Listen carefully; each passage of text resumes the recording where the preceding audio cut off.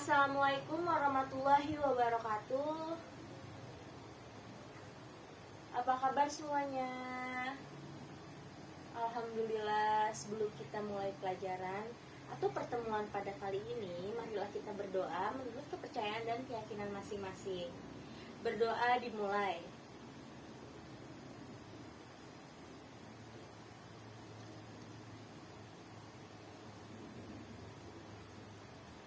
Baik, berdoa selesai. Sebelum kita berlanjut nih ya, berikan izin untuk Ibu memperkenalkan diri Ibu terlebih dahulu. Perkenalkan, nama saya Novi Adila. Saya dari Bimbingan dan Konseling dari Universitas Indraprasta PGRI. Oke, baik. Sebelumnya, apakah semua pada bersemangat? Wah, bagus ya pada pagi kali ini, semangat sekali. Oke, jadi di sini Ibu ingin menjelaskan apa sih layanan informasi dalam bimbingan dan konseling itu? Apakah ada yang udah tahu? Oke, baik. Di sini Ibu akan menjelaskan apa sih layanan informasi. Layanan informasi itu untuk memberikan kalian siswa-siswi untuk memahami, mengetahui apa sih itu informasi-informasi kayak seperti informasi dari informasi sekolah, informasi kelas, informasi teman sebangku seperti itu. Jadi layanan informasi ini sebenarnya sangat penting untuk kalian semua. Jadi layanan informasi ini untuk mengetahui, memahami berbagai dari informasi-informasi yang ada. Jadi seperti itu. Oke, baik. Sekarang kita masuk ke topik pembicaraan pada pertemuan kali ini. Kita akan masuk ke dalam topik indahnya kebersamaan bersama keluarga. Jadi gimana sih indahnya kita tuh bersama keluarga? Ada yang ingin mengutarakan pendapat kalian?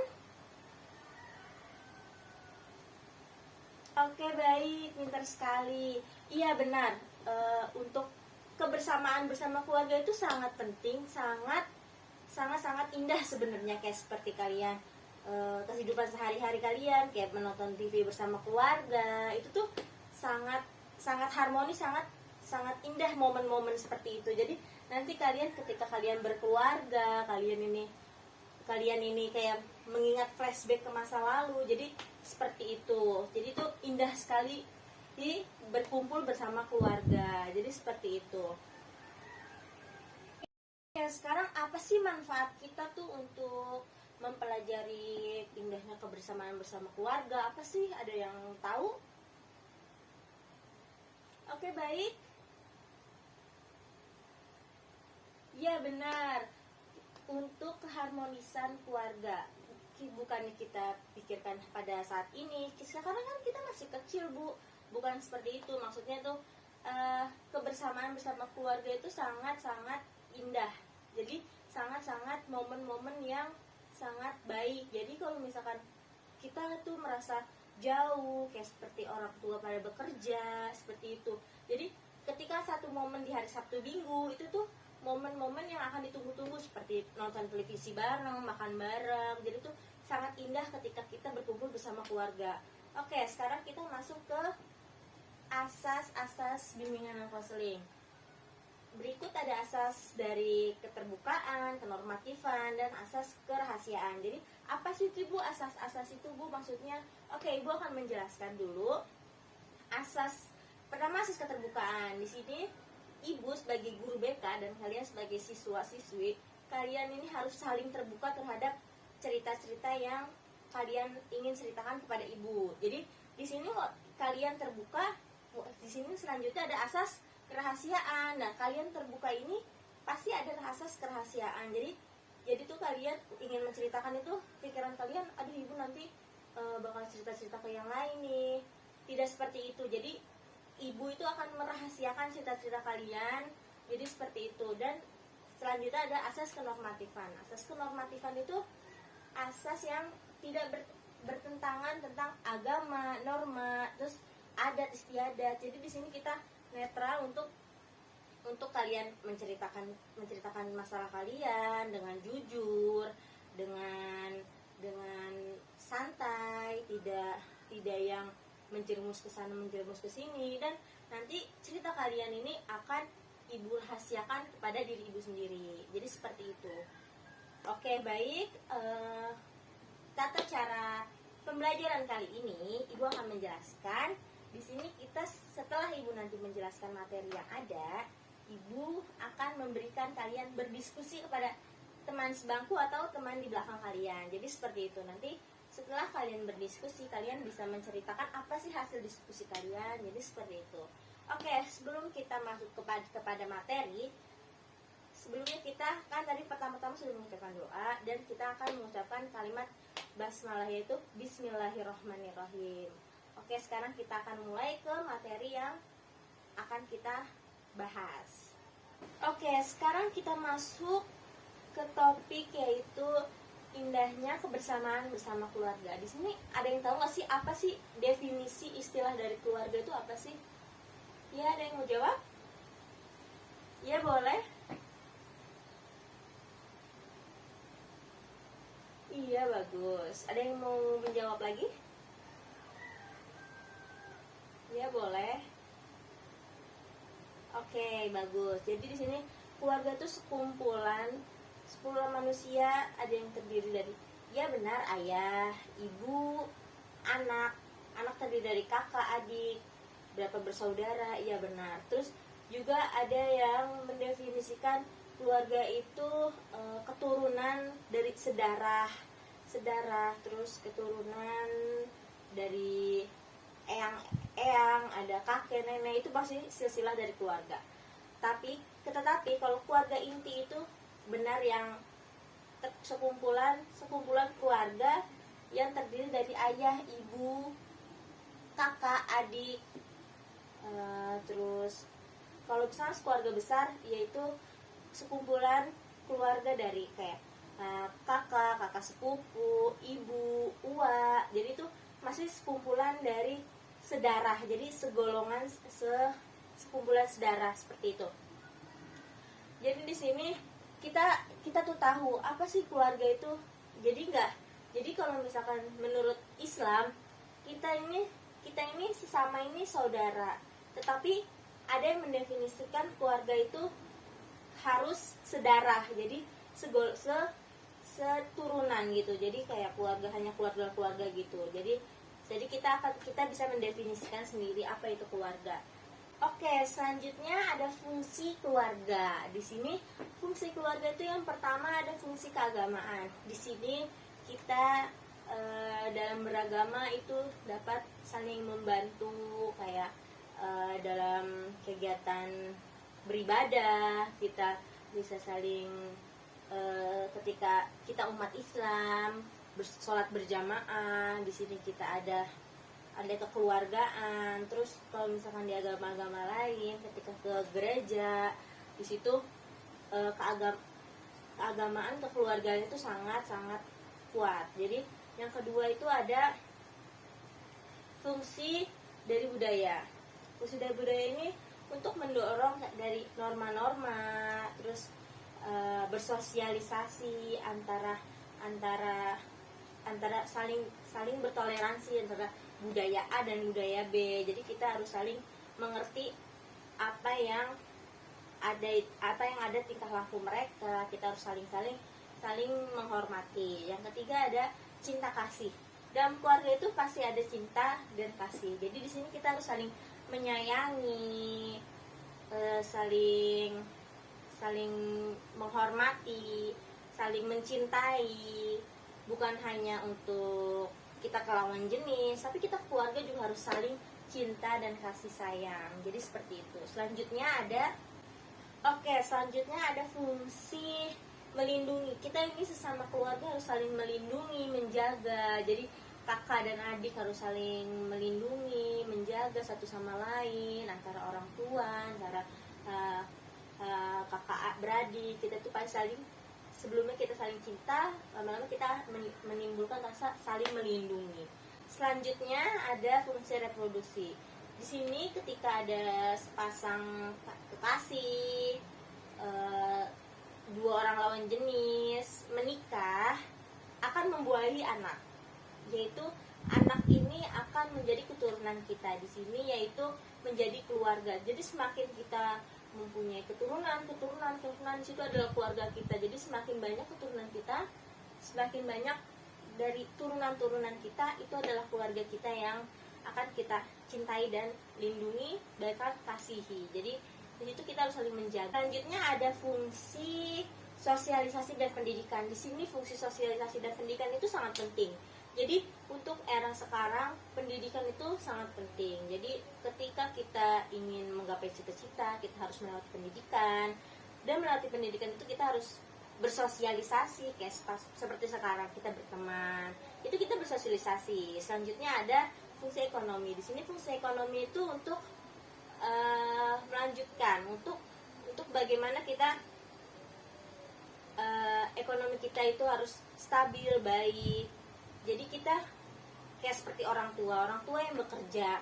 Kita di sini untuk fokus belajar. Jadi seperti itu. Jadi kita tidak boleh menyia-nyiakan apa jerih payah orang tua yang sudah mencari uang untuk kita bersekolah. Jadi kita harus bersemangat untuk bersekolahnya. Selanjutnya ada fungsi lingkungan. Fungsi lingkungan itu untuk kita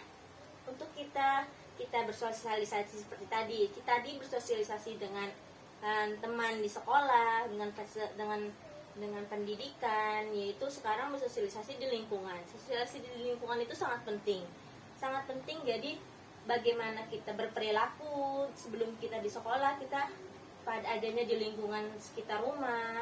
Jadi seperti itu. Jadi fungsi-fungsi ini tuh sangat berkaitan dengan kehidupan kita sehari-hari. Bagaimana kita ada di lingkungan sama dengan kita ada di ruang lingkup keluarga kita. Jadi seperti itu.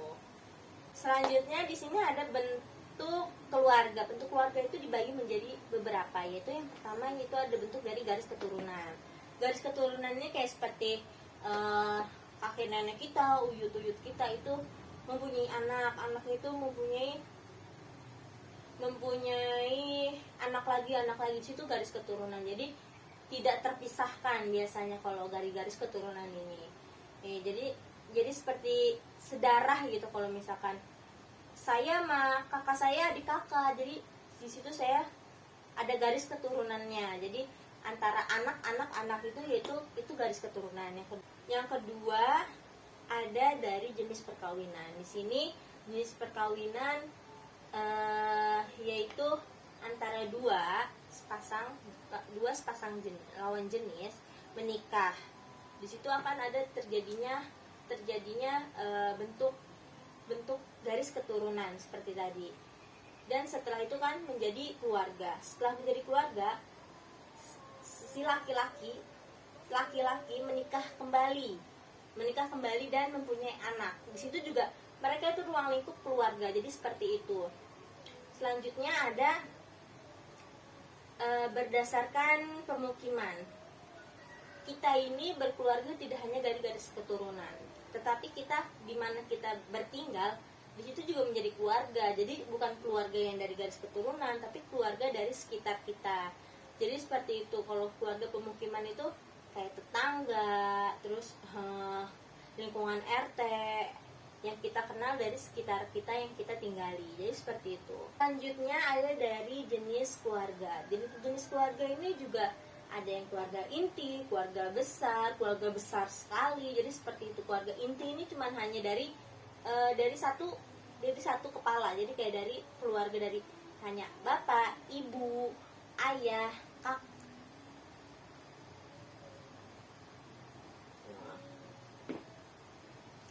Selanjutnya ada dari berdasarkan jenis keluarga. Keluarga itu ada keluarga inti, keluarga besar, sangat besar sekali. Jadi seperti itu. Jadi kayak keluarga inti itu hanya dari ada ayah, ibu, kakak, adik, berapa bersaudara. Jadi seperti itu.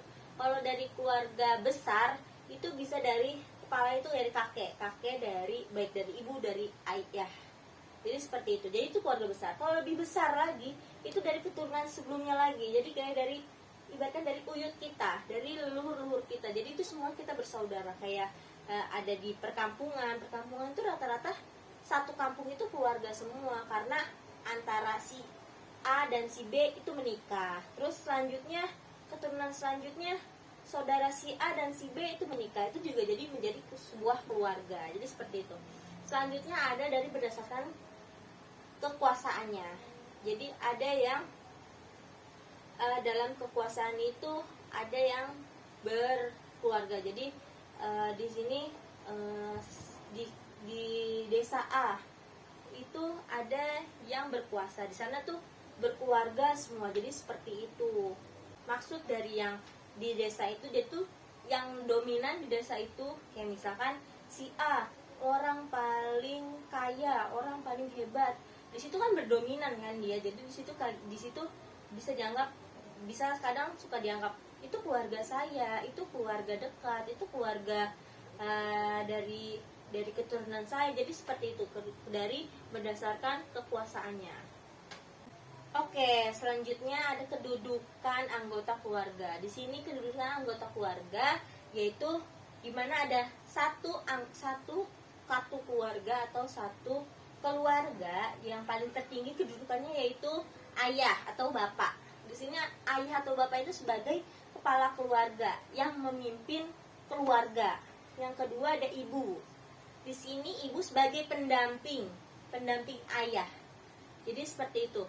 Ayah sebagai ibaratnya ketua kelas, ayah sebagai kepalanya, ibu sebagai bawahan kepalanya atau wakil ketua kelas di kelas gitu.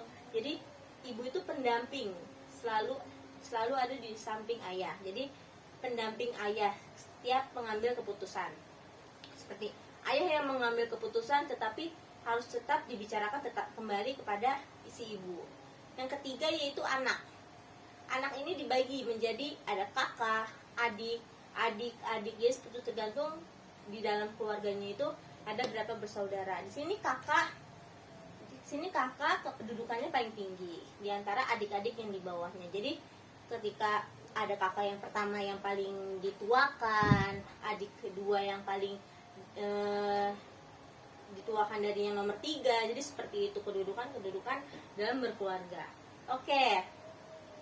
Sekarang materi yang sudah disampaikan sudah selesai. Kita akan masuk berdiskusi. Di sini kalian bisa mendiskusikan apa yang sudah disampaikan oleh ibu yang tadi ibu jelaskan dari PowerPoint tersebut. Bisa kalian diskusikan, kalian ekspresikan apa sih itu keluarga, apa sih indahnya berkeluarga, apa sih indahnya bersama keluarga. Jadi kalian bisa berdiskusikan bersama teman-teman kalian. Nanti kalian boleh maju di sini untuk pertemuan kali ini untuk 2 orang saja untuk mempresentasikannya. Jadi oke, ibu kasih waktu 5 menit ya, 5 menit untuk berdiskusi.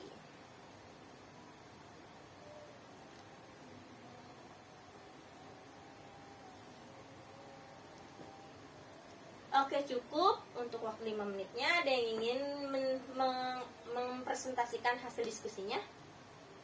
Oke, baik, ayo Andira.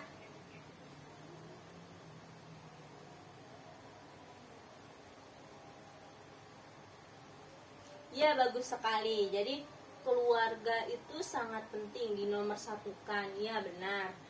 Ketika tidak ada keluarga, kita bingung mau mencari bantuan ke siapa lagi kan. Jadi seperti itu. Jadi kita tuh ketika bersama keluarga itu kita ternyaman, tingkatan nyaman kita tuh sama keluarga. Oke, baik, ada yang ingin mempresentasikannya lagi? Ya, boleh, Fadlan.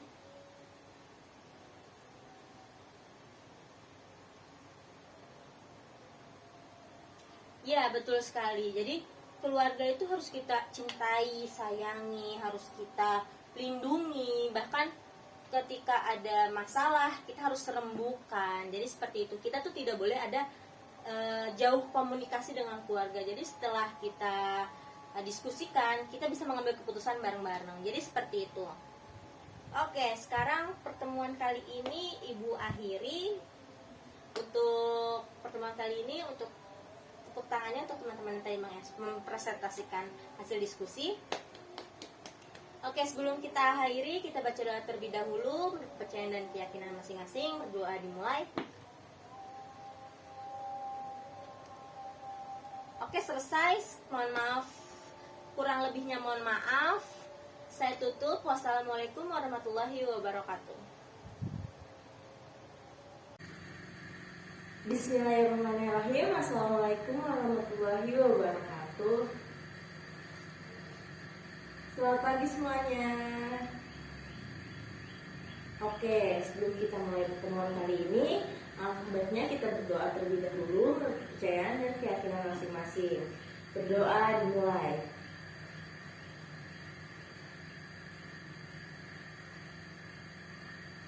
Amin, selesai. Oke, kita udah pertemuan yang kedua kali. Sebelumnya Ibu udah mengenalkan diri Ibu, teman-teman juga udah mengenal Ibu. Sekarang kita menggunakan layanan penguasaan konten. Minggu lalu kita menggunakan layanan informasi. Sudah mengetahui apa itu layanan informasi. Untuk kita mengetahui, memahami apa itu informasi yang ada. Jadi seperti itu. Sekarang kita masuk ke layanan penguasaan konten. Apa sih layanan penguasaan konten?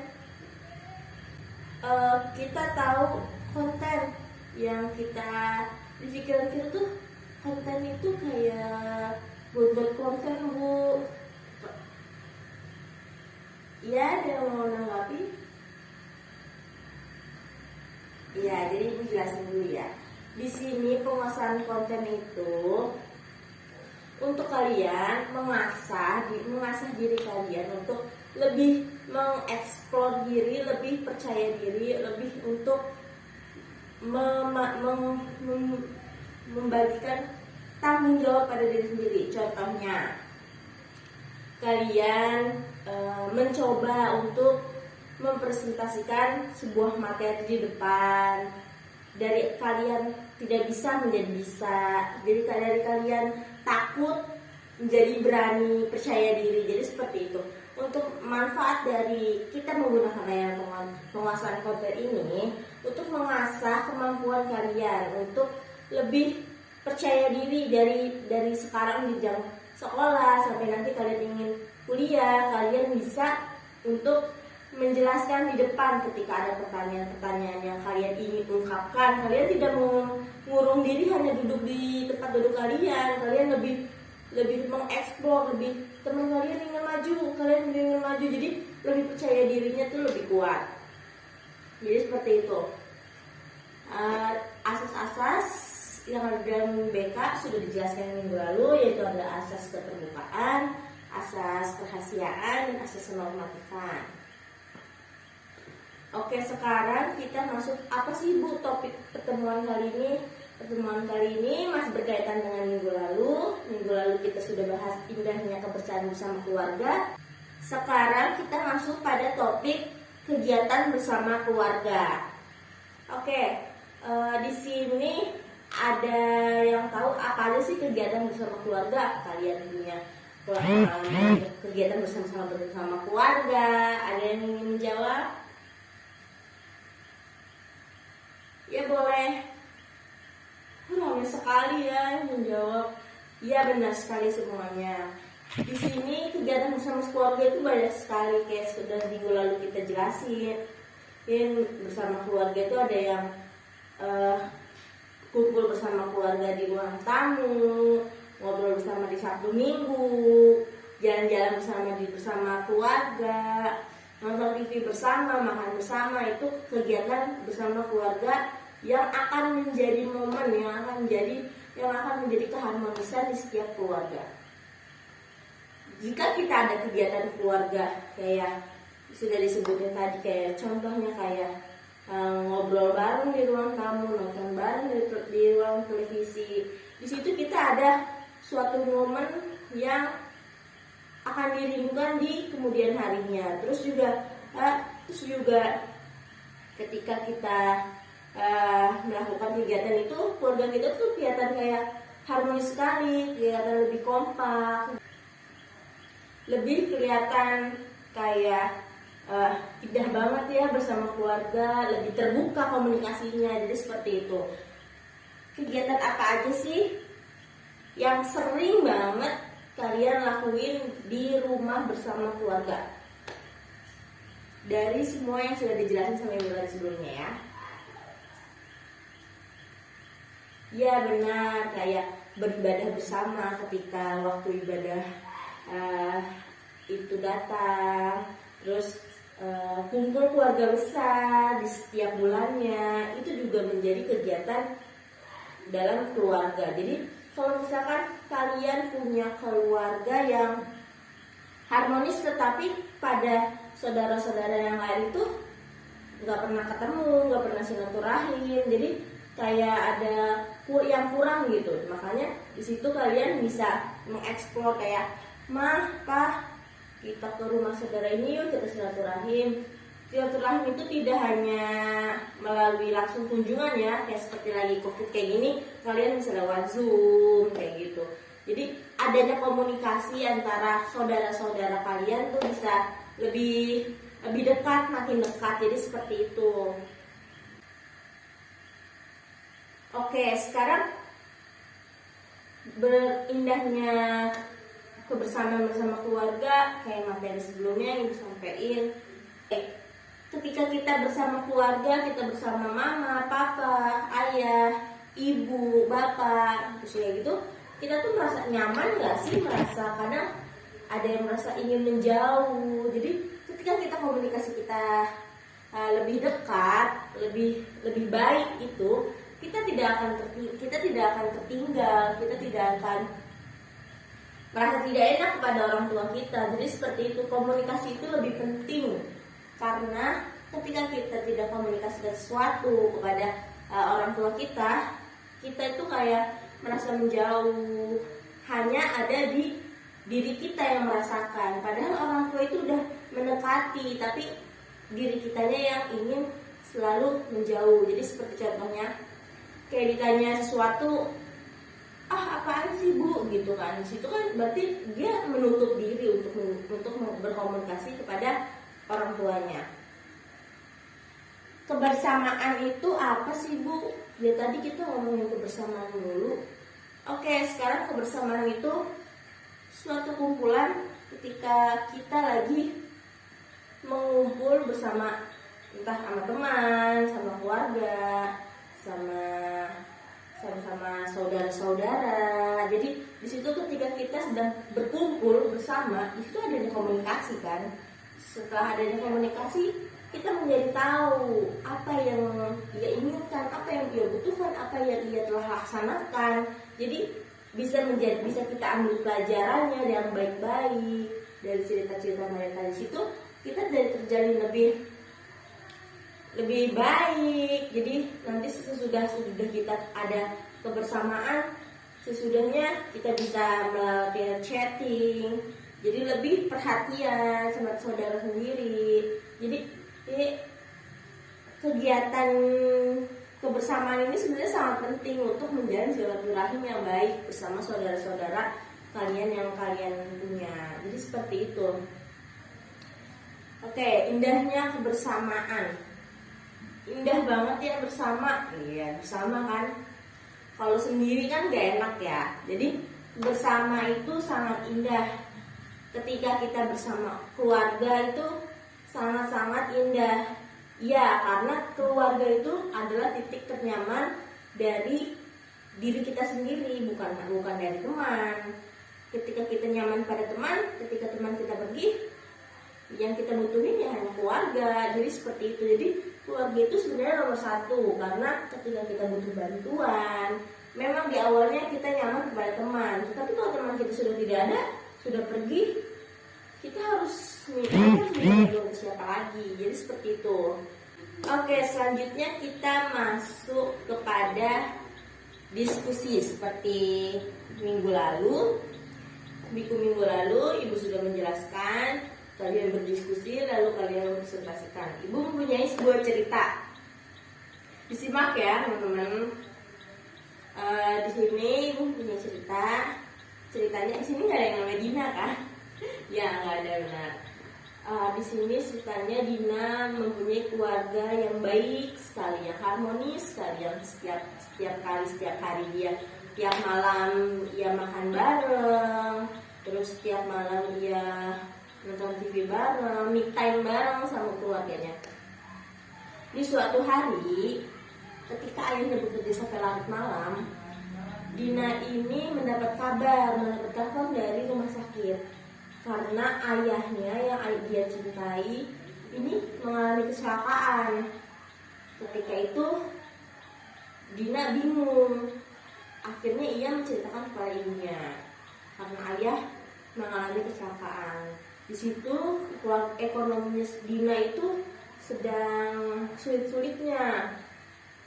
Yang tadinya ya ekonominya biasa-biasa saja, terus mencukupi semuanya. Di kala itu ekonominya sedang lagi sulit.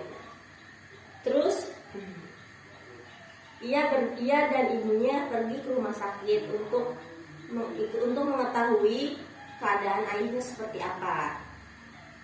Dan ketika Dina di rumah sakit, ia berpikir, apakah aku berhenti sekolah saja untuk membiayai keluarga ini?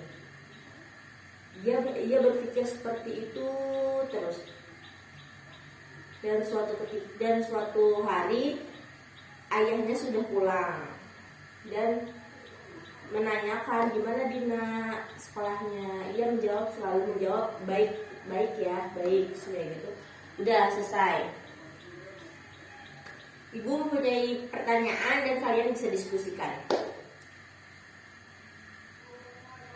Dina, apa yang Dina lakukan dari lintasan pikiran Dina yang ingin berhenti sekolah dan ingin bekerja saja? Jadi setelah Kak Dina berpikirkan untuk berhenti sekolah saja, untuk bekerja, apa yang harus dilakukan? Apakah ia harus benar-benar melaksanakan apa yang ia pikirkan atau seperti apa? Yang kedua, bagaimana tanggapan Ibu Dina ketika Dina ingin menceritakan kalau Dina ingin berhenti sekolah dan bekerja saja? Oke? Ibu kasih waktu 15 menit. Itu udah sangat panjang ya teman-teman. Jadi kalian manfaatin untuk berdiskusi, nanti dipresentasikan ke depan ya. Oke. Bisa dimulai sekarang.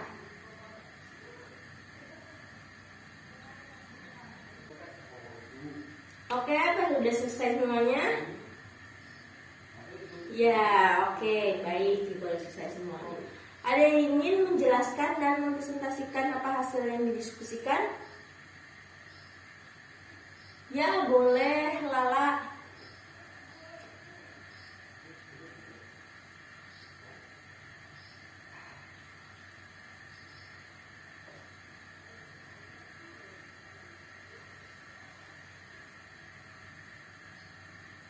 Ya, bagus. Ada yang ingin presentasikan lagi? Ya, boleh kamu.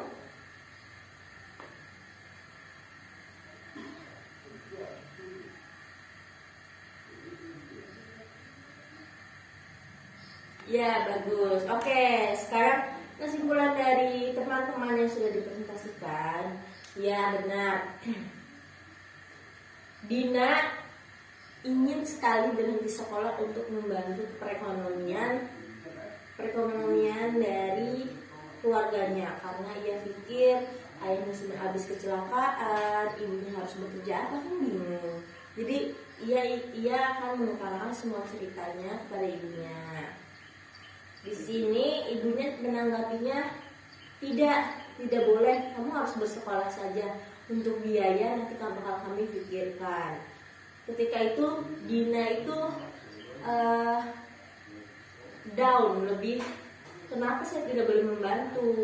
Jadi kenapa tidak boleh? Solusinya itu karena ia masih mempunyai saudara-saudara lain ingin membantu kan, masalah ekonomi, masalah uang masih bisa dirundingin dari keluarga-keluarga ayahnya, keluarga-keluarga ibunya. Nanti ada pekerjaan apa nanti bisa dikomunikasikan. Yang penting Dina ini harus sudah lulus sekolah dulu, baru boleh bekerja dan membantu perekonomian keluarganya. Jadi seperti itu. Ada yang ingin ditanyakan lagi teman-teman?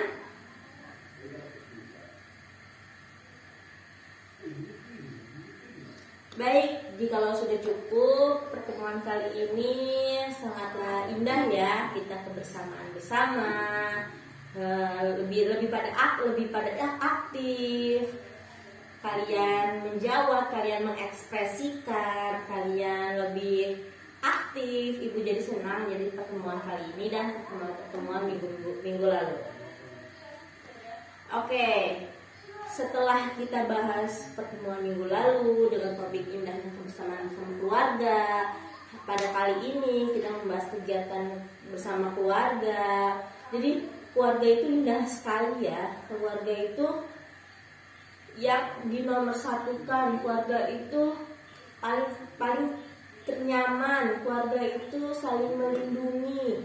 Jadi keluarga itu paling the best pokoknya. Jadi kita itu apa-apa menceritakan jangan sampai ke orang lain terlebih dahulu. Jika ada permasalahan bisa tolong diceritakan kepada ibu kalian, ayah kalian, atau kakak kalian. Jadi seperti itu. Jadi solusinya tuh bakal bisa terdapat dari mereka, bisa mengambil keputusan bersama jika ada masalah-masalah tertentu yang dialami pada diri kalian. Jadi seperti itu. Komunikasi itu harus sangat-sangat baik bersama keluarga. Jika kalian merasa canggung, merasa tidak enak, kalian bisa perlahan untuk mendekat dan kalian akan menimbulkan rasa nyaman. Jadi seperti itu. Pertemuan kali ini sangat-sangat hebat, sangat-sangat semangat ya teman-teman.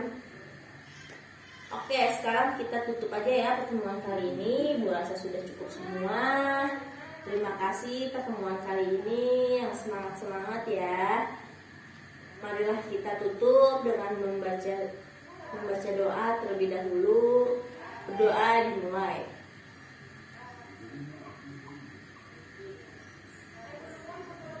Oke, berdoa selesai. Oke, bila ada kata-kata yang salah, kata-kata yang tidak kalian sukai dari ibu mohon maaf.